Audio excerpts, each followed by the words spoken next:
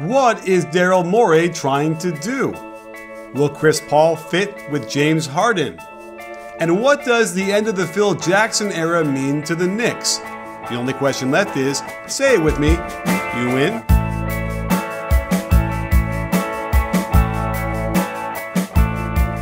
Hey sports fans, Coach Nick here, and welcome to the B-Ball Breakdown podcast / live show on Periscope. Immediate reaction, actually, to a crazy trade that just happened between the Rockets and the Clippers. And as always, I'm joined by Coach Dave Dufour.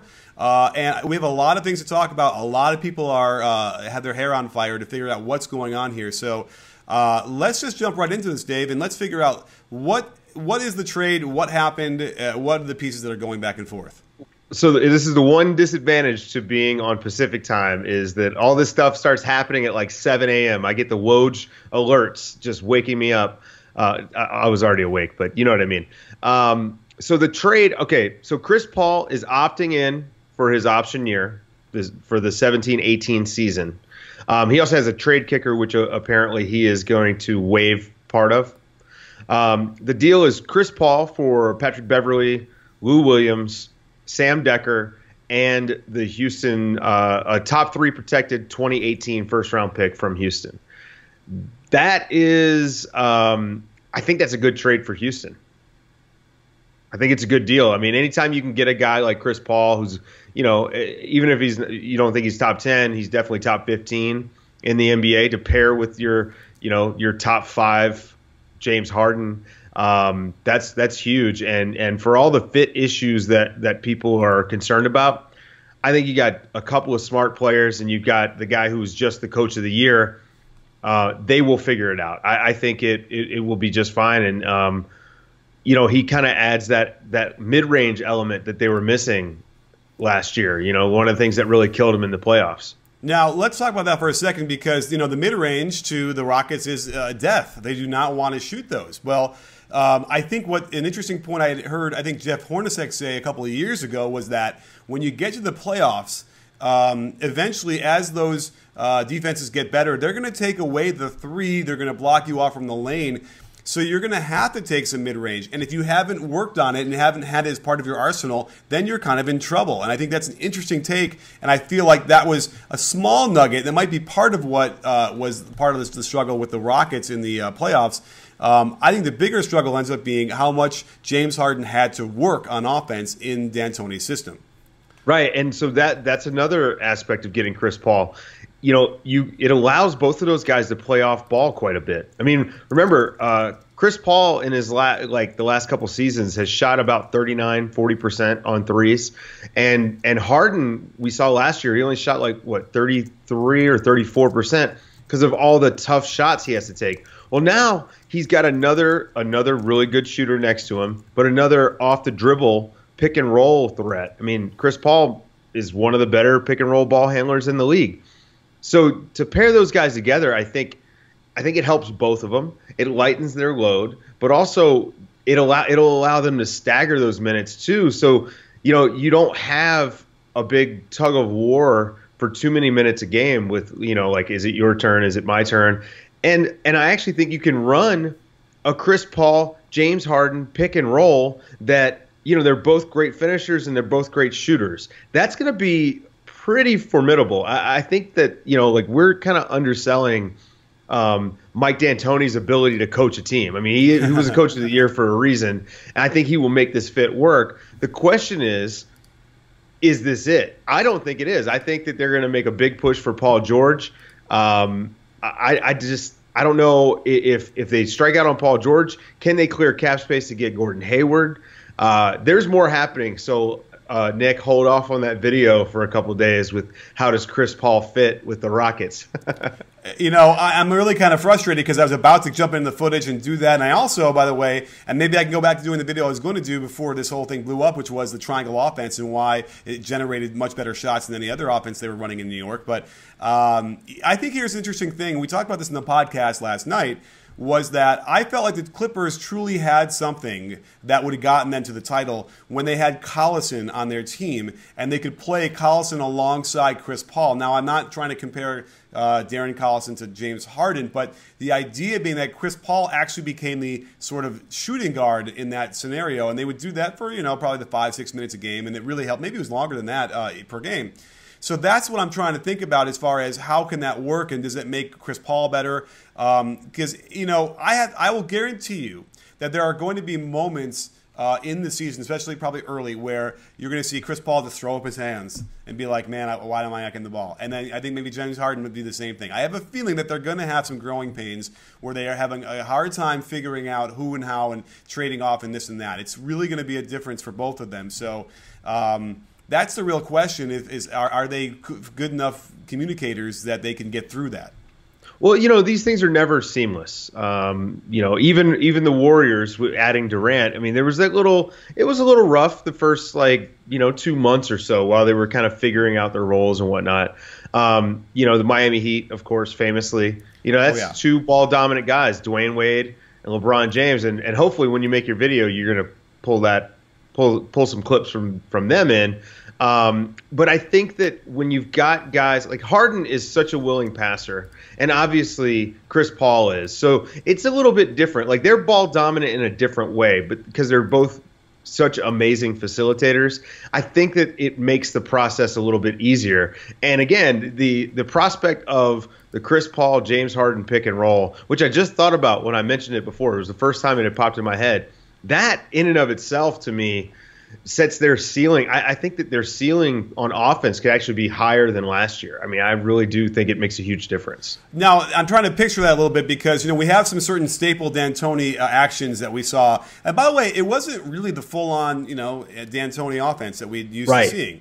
So, but, we have that staple like dribble to the wing, hand off into a ball screen pistol action.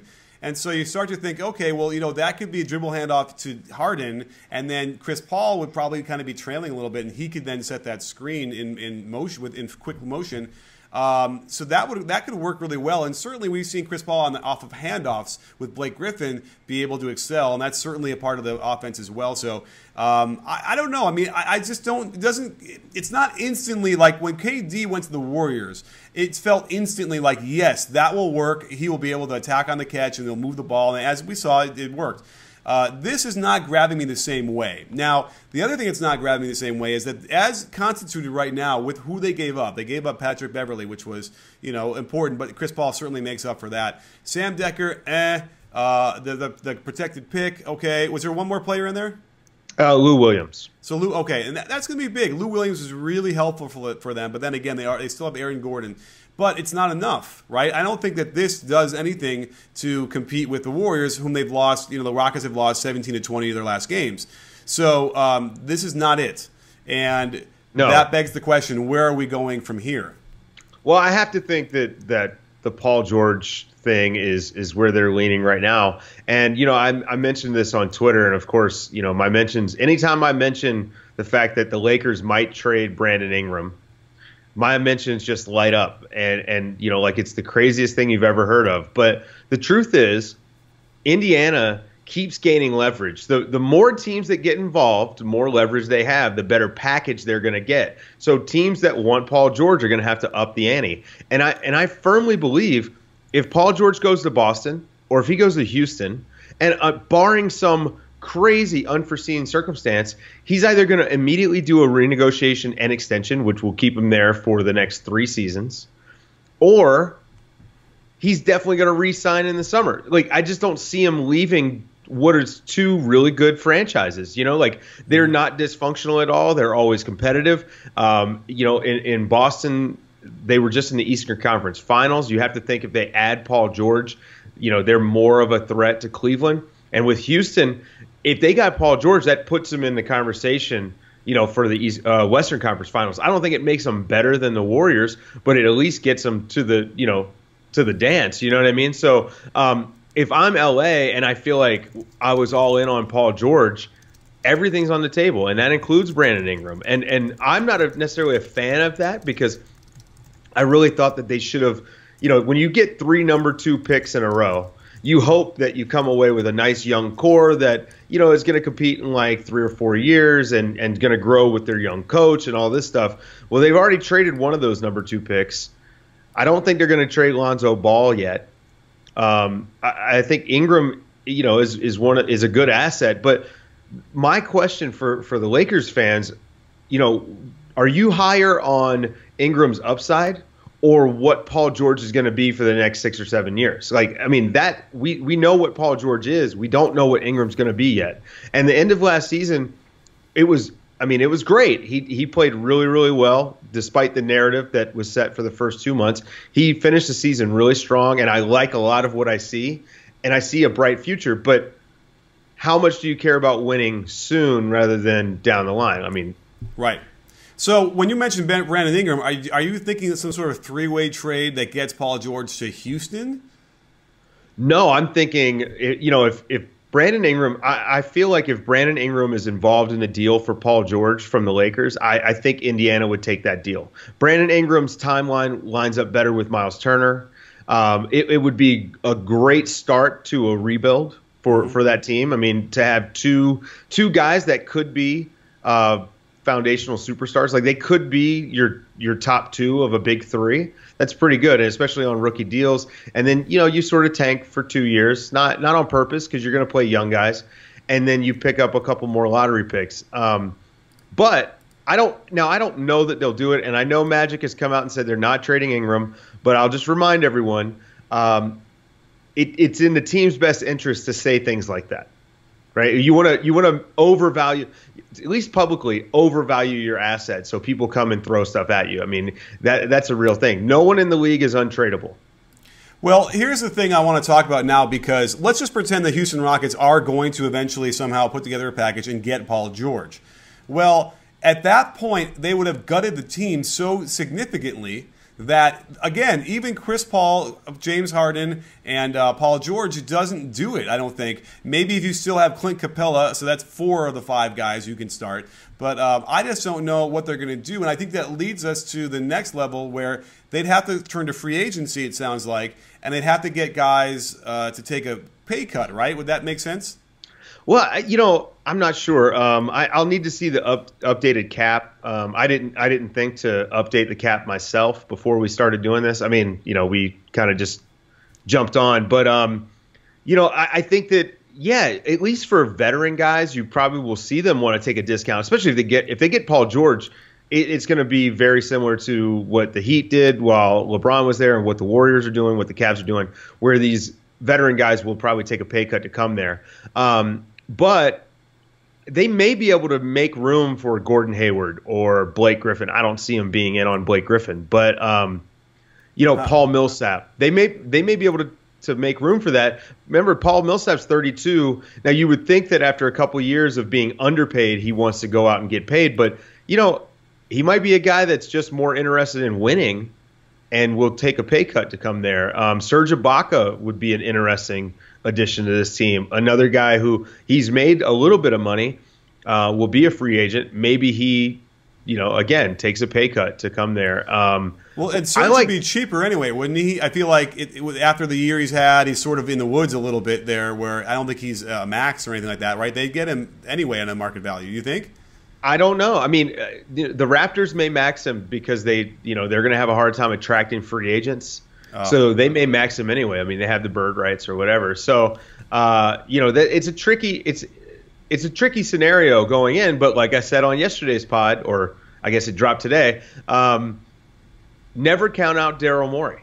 Right? He's always working on something, and he, I'm sure that he's got his main plan, and then a contingency plan, and then a contingency for the contingency, and so on and so on. And there are guys out there that people probably aren't even thinking of, like Danilo Gallinari, Taj Gibson, JaMychal Green. You know what I mean? So there are guys out there. Kelly Olynyk might be available. They may make him an unrestricted free agent. So Andre Robertson, like there are guys out there that they could add to this team on non-max deals that could wind up rounding the team out very nicely. So, okay. But I think that there's more moves to come. Right, because if it is a trade for Paul George with what's left, it's hard to imagine they're not going to have to give up like Aaron Gordon, or right, like what's the next best asset they have? Yeah, I think Eric Gordon is probably on the table in a Paul George deal. The 2020 pick, Ryan Anderson, of course, because he's making $20 million a year, so they probably would wind up trying to move him. Right. There's what else do they have? I mean, they've got Capella, but I don't see them moving Capella. But it's possible, right? It really is possible. Right. And then maybe they're going to ride with Montrezl Harrell. Maybe he finally gets his shot because, they don't need scoring or anything from that power forward position in that starting lineup. They just need the high-energy guy that can run and get rebounds and block a shot or two, which is what Capella already does for them anyway. But I don't know. It's interesting. I wonder, to me it almost feels like no matter what, like they have to be able to keep Aaron Gordon. I'm sorry. What am I saying? Eric. I keep saying that, right? Yeah. Eric. They have to be able to keep Eric Gordon. Aaron Gordon would really work for them, by the way. He would be great, yeah. Yeah, but they have to keep Eric Gordon. I feel like there's no other way around that to keep them competitive with the Spurs and the Warriors. Now, you've got my brain spinning right now thinking about Aaron Gordon. I think. I've got an idea here. I think Eric Gordon is important for what they do. If you're going to lose Lou Williams, I think you got to try to keep Eric Gordon. It's going to be tough to make that Paul George trade, and ultimately you'd rather have Paul George than Eric Gordon. So if it comes down to that, you make that move. But you bring up Aaron Gordon. When the Magic drafted Jonathan Isaac, I actually said, well, I wonder if this means that Aaron Gordon might be moved. Right? I mean, he's not the asset that he was, a year and a half ago, but he's got to get some sort of return. And I wonder, man, Houston could potentially be in on Aaron Gordon, and how would he look playing for D'Antoni? He's only playing the 4 or the 5, right? None of this, playing the 3 bullshit that they're doing in Orlando. And he'd get out. I mean, James Harden, Chris Paul throwing lobs to Aaron Gordon. I mean, that's something. I have no information on this whatsoever, but I'm just throwing that out there. And for the people in the chat saying Isaac can play the small forward, I think Isaac is a 4 in the NBA, and maybe a small ball 5. So yeah. Yeah. And again, we have to remember that this notion of 4 in small ball forward, it won't exist anymore. It'll simply be the long, skinny guy that can shoot a little bit. Like that's what the 4 will be. If not this year, like I would say within 2 or 3 years, basically, that's what's going to happen. Is that we're going to have. So I feel like we need to all start now getting over this notion of he's too small, he's too skinny. That ain't going to matter. I don't think pretty damn soon. What matters more than anything is being too big and too slow to play the 3. Right? Like that's the differentiation. Like I'd rather have a guy that's smaller, undersized for what you would consider a traditional 3 than a guy who is more well suited to play the modern 4, which Isaac is. Right. Just like Aaron Gordon, right? Like they're just not suited for the 3 now. Right, like you would have said a 6'6" Klay Thompson. Is he, what is he, 6'6"? Like whatever. 6'7". Would have been like maybe too small for small forwards, but the dude's playing power forwards now when he has to on switches. Yeah, yeah. And I actually think that if Klay Thompson was on the Rockets, he would probably play quite a bit of 4 because he's stout. Right. Oh, he is. He very is. And so is Jimmy Butler. And this reminds me, Tony Allen is not a better defender than Klay Thompson. You got to get that one in there. I think that's a video. But then all of Memphis is going to hate you. So I know. Well, I think they might hate me already, even though I have. You know why they hate me? Because of the Mike Conley righty floater fetish. But nonetheless, I don't know. But it was weird that you wouldn't have believed how much shit people wanted to heap on Klay Thompson's defense, out of the woodwork for coming out of I don't know from what field that was coming from. As if he was a second-year player who hadn't done anything as a defender for any meaningful amount of time. I mean, it was insane. Just quickly back to the Houston free agent thing. There's a couple of other guys that are interesting that are going to be lower down. So you got Rudy Gay, who is coming off an Achilles injury, right? So they might actually be able to get someone like Rudy Gay. Did he opt in or did he opt out? I believe he opted out. It sounds he opted out, which is crazy coming off an injury. But If he's available, I mean, there's a night that's a perfect small ball four for this team. Patrick Patterson would be great back in Houston. Man, like there's a lot of guys. They actually could throw together a really, really nice team. I don't see him signing like Mirotic.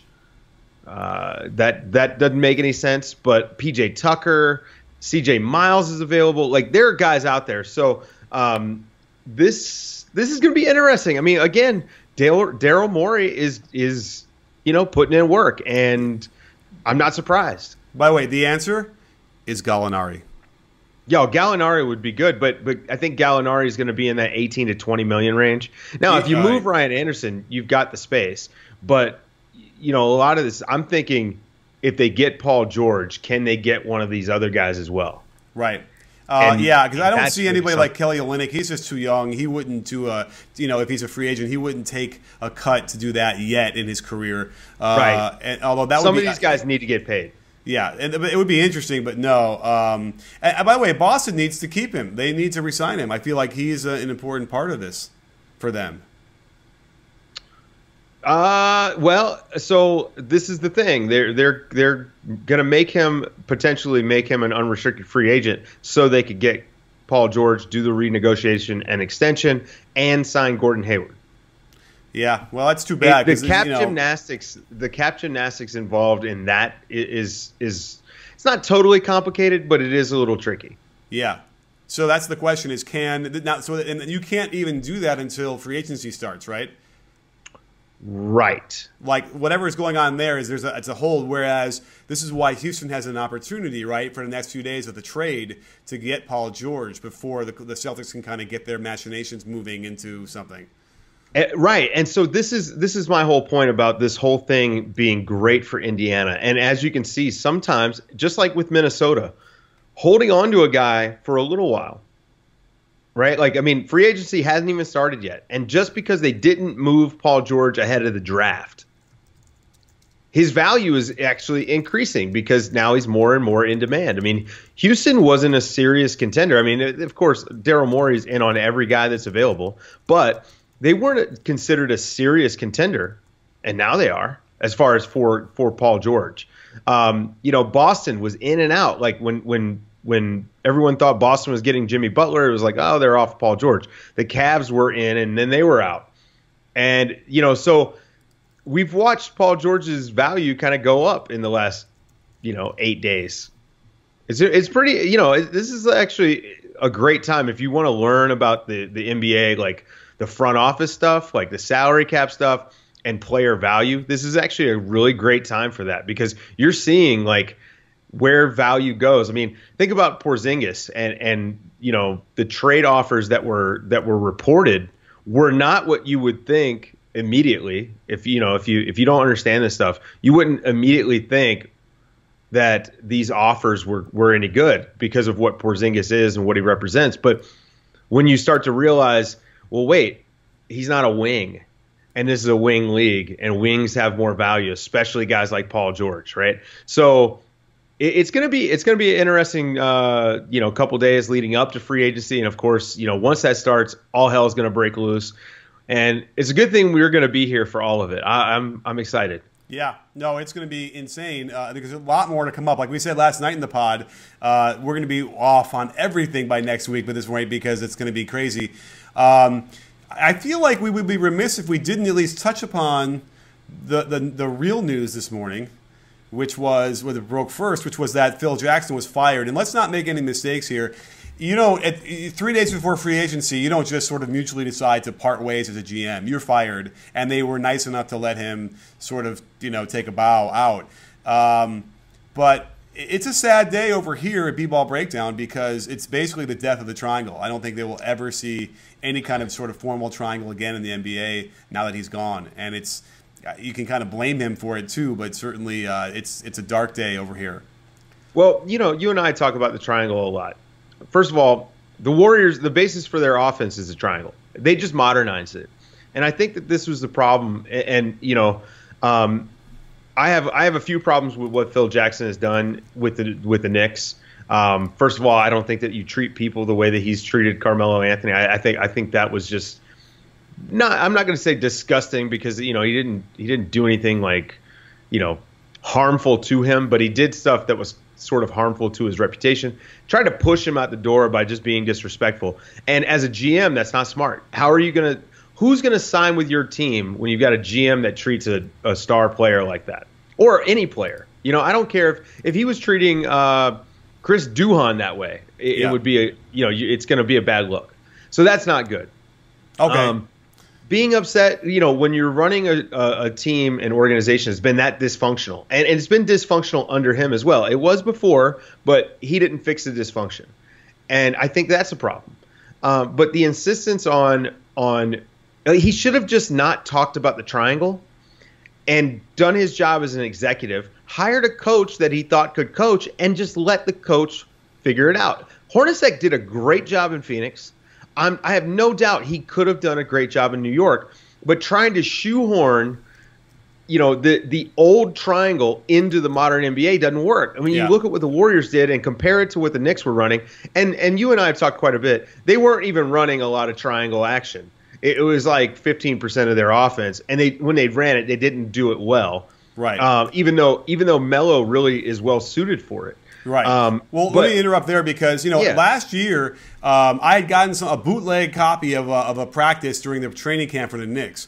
And what made me so excited was they were running a very modern version of the triangle where they were pushing the ball to the wing, hitting the low post, splitting, just like the Warriors do. And yet the season started and they weren't doing that. And it's so bizarre to me when you see teams that like somehow in practice and they're doing it and all of a sudden the game time happens and they don't do any of what they were working on. We saw that again with I want to say it was D'Antoni with the Lakers or who might forget, somebody like that, where we had seen, I would gone to practice, whatever it was, and they were running this great stuff, and then all of a sudden the season starts, and it was like Kobe's like, nope, we're not doing that. Like the night of, an hour before the game, here's what we're going to do, coach. And that is really concerning to me because it's like, well, who's running the show there? And then, yeah, you're adding on top of that, is the GM running it or is the coach running it? It was frustrating that they didn't want to. The whole point of the triangle is that it is flexible and it is bendable to what you have as personnel, and yet they never seem to be willing to do that. And the biggest issue or the biggest difference I feel like why it worked in certain places and not in others was Tex Winter. The guy that invented the offense was on the bench for the Lakers and for the Bulls. And he wasn't in Minnesota when they only ran that with Kurt Rambis hardly any of the time. He wasn't there in Dallas when Jim Clemens went there. And he certainly wasn't there in New York. And I think that, unfortunately, a lot of things that he did haven't been passed down either. So they don't have the attention to detail like we were talking about when you watch them run the triangle. So it was just a bad fit. And you know what? I'm glad. I'm like, you know what? Let's just move on from that anyway because it wasn't going to work there as it was. It was time to be done. And, you know, I mean, it stinks for Dolan that they didn't decide this in April before that before that next year the contract kicked in. But well, no, you know, wait. That's not the issue. I don't give a crap if he has to pay out his nose for that. Oh, sure. Yeah. But like, what about doing it a day before the free agency starts? Right. That's a huge mistake. You know, but someone in the Periscope chat just brought up, you know, and I totally just forgot about this. He hired Derek Fisher as a coach. I think that was a huge mistake, especially, you know, and we saw like some of the character stuff with Derek Fisher. Like, I mean, I'm sorry, but if you're the coach and you're hitting on players' girlfriends, like that's a problem, man. And you would think, I understand the relationship was there. And that if you were trying to make the triangle happen, you bring in a guy that you got a relationship with, which is why Steve Kerr was up for the job, which, by the way, that's a whole nother parallel universe where Steve Kerr goes to the Knicks instead of going to the Warriors. Oh, my God. Anyway. That's my next video. That's got to be the next video. Yeah, that's it right there. What if Steve Kerr had gone to the Knicks? You know what? He would have been fired, too. I don't think that would have changed anything. It wouldn't have worked out. Although, because, again, Steve Kerr went to the Warriors and was able to be the culture setter, and the culture setter in New York was Phil Jackson. It was going to be Phil Jackson even if Kerr went there, and I think that's the problem. Phil Jackson didn't set the right culture. You know, it was very like, you know, I think he's bought into the Zen master stuff and the prodding guys in the media and all that stuff, and it's not working anymore. Well, right? Wait, let me add a caveat to that, though, because it sounded like he didn't really even want the job. He was going to take a job with the Detroit Pistons as a consultant for a lot of money. And they kept throwing more and more money at him. And that was sort of what he's like, all right, fine, I'll do it. And it definitely sounded like he didn't put all the time and effort that he would have expected a GM to do. So that's probably really a lot of what was going on as well. He didn't really put the time in like he should have. Now, that said, there are plenty of moves he did that were good.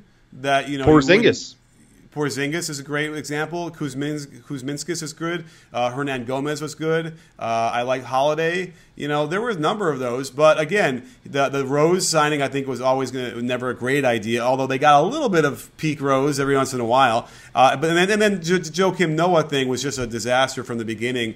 And so there are enough of those. But there was some highlights to like the moves he made. But again, I think you have to point back to Dolan here. And by the way, a lot of that was Chris Broussard I was listening to on the radio earlier today, saying that like he just didn't really work very hard at doing that. Who knows exactly what that means if he had his minions doing it or not. I don't even know if they have League Pass in Montana. And he spent a lot of time in Montana during the season. I think that that's a real issue. I thought he was in LA during the season, or down in Manhattan Beach or whatever. Probably both, going back and forth. I mean, I wouldn't want to spend the winter in Montana or New York. So I don't know, man. Like I read this thing where he fell asleep during some game where he was going to scout. I just think maybe his heart wasn't in it. And that matters. Like, I mean, all the GMs that I've ever talked to, they're so passionate about their job and basketball and all these things. And Phil Jackson just doesn't feel that way to me. Not now. And maybe he should have coached for a couple of years there first, and then transition to the front office there. I don't know. But whatever they were doing, it obviously didn't work. So. Yeah. Okay. Yeah. Someone in the Periscope chat. Yeah, he fell asleep during a draft workout with Malik Monk. Yikes. Which, come on, man. Don't sleep on that guy like everyone else in the draft did. Yeah. No, I mean, listen, he's old. Phil Jackson is older probably than any GM in the league, right? I mean, I don't know how old he is. He's 70-something, right? 77, 78, something like that. No, is he that old? Yeah. Let's look at that up real quick. Because he looks old. He's at a he was born. So 71, my bad. Right. So Bill Russell's 77. But either way, he's had a hard life. He's got a hard physical life where he's got hips replaced and stuff like that. Listen, I could fall asleep if I'm at a game sometimes when I'm sitting there and it's comfortable enough. I mean, I get it, but certainly, that is an issue. I don't even know why he would have bothered going to some degree. It's like they film him or they send his scouts out there and they get the report back. I don't know. I don't oftentimes see GMs at private workout. Well, I don't know if I've been to that many, but either way, so I think this is going to be a thing where I'm sure Phil wasn't going to argue, hey, let me get out of here. But again, why I don't know. And I worry that like there could be a health issue as well now because they did it now. Where it's like, listen, I got to get out of here. I got to go take care of this or whatever. So he had heart issues in the past. So it's a troubling thing. The Knicks are now, in the wilderness. I don't even know who they're going to bring in and who's going to want to take that job as it is now.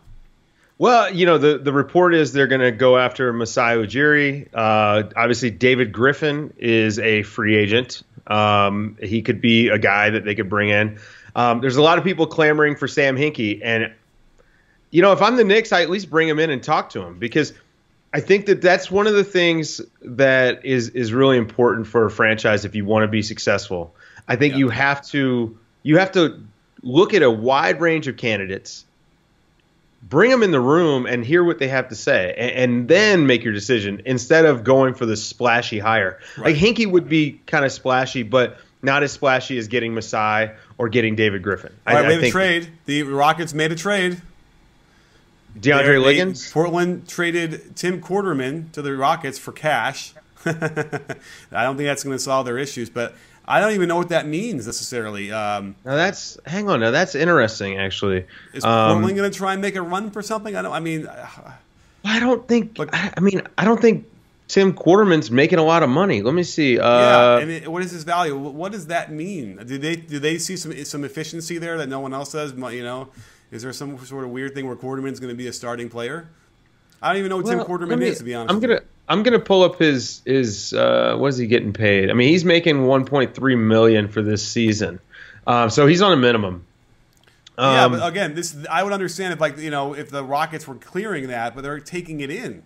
Right, but this may be like either he's like going to be sent to the D League, or they're looking to fill out the end of the roster with minimum guys.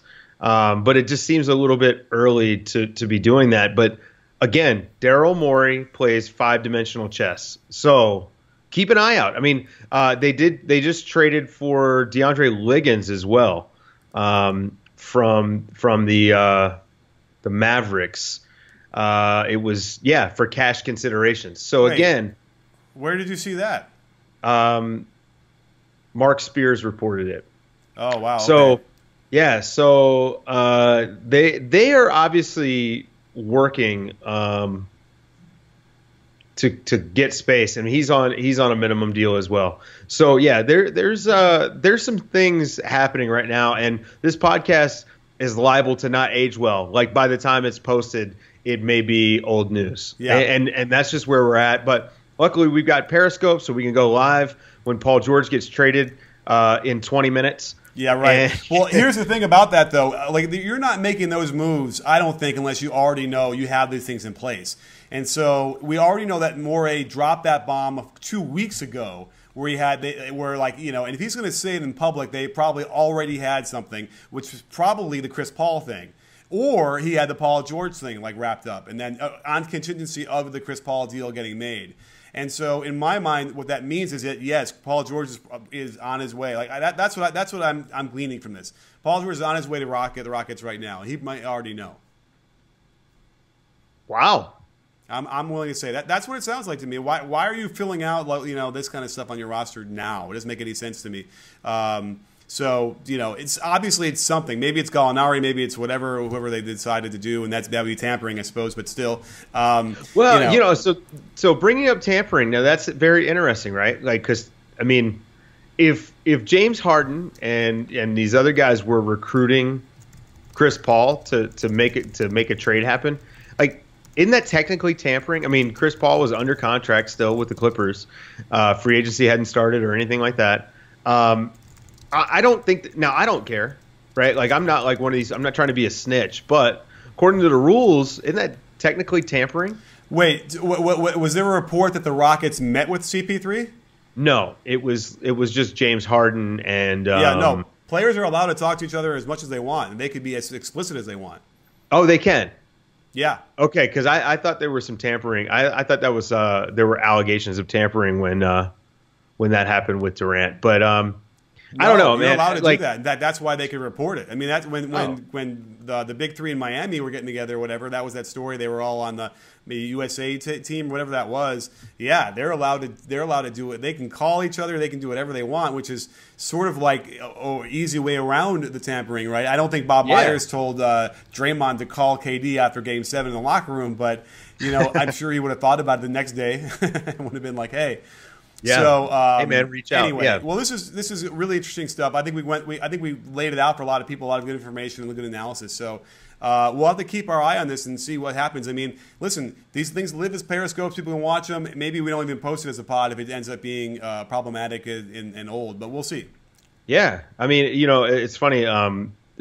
This medium, doing it on Periscope, to me is I think this is where podcasts are going to go. Right? It's the instant reaction, and we'll be able to do this all summer. And so make sure you guys watching right now, and if you're listening to the audio version of this, find us on Twitter, obviously follow us there, set up the live video alerts for us, because when we go live, you want to know, and go ahead and follow us on Periscope as well, and that way you can pop in and out, and you'll get an alert anytime we go live. I mean, I just think that with how much stuff is happening and what's about to happen when we hit free agency and with this summer, because the new CBA, teams are still learning it, right? I just started reading it last night. I mean, obviously I've got the bullet points, but actually going through it and looking at some of the finer points, teams are still learning it. And so as the CBA starts to unpack, we're going to see some more moves, I think, based on the new CBA, where the new 5-year max is going to cause teams to make moves sooner rather than later, and to avoid paying the 5-year max to guys that they don't necessarily want around. Like, I mean, Chris Paul, like, will be like, if he had signed a 5-year max this summer, he'd be making like $43 million at age 36. Right. So you're going to see a lot more moves like this, which may come out of nowhere, although this one's been reported for a little bit, but it still feels weird. You're gonna see more moves like this because of the threat of the 5-year max. Fair enough. Yeah, and that's weird because we hadn't seen the sign and trade for a little while too for out of that. But okay, 2 minutes as we wrap this up. The fate of Blake. Well, this doesn't bode well for him staying with the Clippers. To me, this signals a possible move toward a rebuild. I think that you may wind up with Blake leaving in free agency, or possibly maybe they convince him to opt in to organize, orchestrate a trade like they just did with Chris Paul. In which case, you could speed up a rebuild. But I think it doesn't bode well for Blake sticking around. I think DeAndre is already on the market. We heard about that around the draft, that they were shopping him around. So I don't think that the Chris Paul stuff, I don't think this is news to them. I think they've known about it for a minute. But yeah, I think Blake probably leaves. It's fascinating because Blake could stay and then, get all the shots and sort of lead the team and do everything he'd want. I don't know if he's in position right now to take a pay cut to go to a possible winner because, well, guess what? The Rockets need a power forward. They could use one if they struggle shuffle some stuff around to get Paul George. So I don't know. That would be really interesting. I would think for sure they're all just going to disperse. That Redick would be gone. Blake is gone. And by the way, the other right answer for DeAndre Jordan was he should have stayed in Dallas. When he decided to go there last year or whatever, before last year, he just should have stayed. It seems like that would have been a better long-term situation for him either way. So yeah, but then again, to me, it almost felt like for sure they're going to tear the whole thing down. But then I started thinking, you know what, Blake Griffin could very well look at it and be like, great, I'll get my stats, I'll have the run of the team, But I don't know where he's at career wise. He's going to command a max, right? I think he's going to get a max. I assume he's getting a max because he's not quite worth it, right? I mean, I think the max is going to get watered down eventually. Like, I think he's in that next tier down, right below the max guys. Yeah. Like if you consider the foundational superstar guys, like Paul George a max, right? Jimmy Butler, let's say that he is a max on his next deal, or he would be a max if he could re-sign right now. I put Blake on that next tier. That would be just below a max. But before we wrap this up, I just want to point out the Periscope chat has been fantastic today. I mean, it is really like these guys are throwing out some great information, including fixing some of my age issues, which it just seems like I can never get it right. So Bill Russell's 83 years old. Just going to throw that out there. But the Periscope chat has been fantastic, which just makes me want to do another Periscope. Well, here's the thing I want to do now is because we've been talking about this. I'm trying to figure out how to do a radio call-in show thing every day for like an hour. And basically what we would do is just have another Periscope, right? And we just maybe figure out a way for people to call in, or maybe we just keep doing it like this, and we just do it at a specific time every day. Anybody want to respond to that? Let me know what you think about that, because I feel like, why deal with like Sirius XM NBA radio and all that kind of stuff and hear those guys talk? We'll do our own version of that daily, and I think that's maybe what we should do. And we'll figure out if we can release these as a pod. Maybe we'll simulcast on my YouTube live channel, and we'll get everything like that. Woj bomb. No. Yep. Portland is straight. Oh, no. Never mind. The Woj bomb is the Tim Quarterman one. Man, we're on edge here. Like, even us, we're on edge with the Woj bomb. So, yeah, well, don't scare me like that. Whoever that was in the comments on Periscope. I know. I don't see it. I know. But I got my. So yeah, my phone has been blowing up with people, giving me info, but nothing, no trades, no new trades yet. Right, so someone's making up a five-team deal. Yeah, that's funny. Okay. Anyway, all right. Well, listen, great stuff. Awesome comments. Awesome discussion. We'll be right back at it probably in a few minutes when we hear about Paul George being traded. So Thanks for all for coming here. Dave, thanks for jumping on with me real quick as our bat signal went up. And don't forget, sports fans, at B-Ball Breakdown, we're not a channel, we're a conversation. You win? Are you in, Dave? Yes, I am.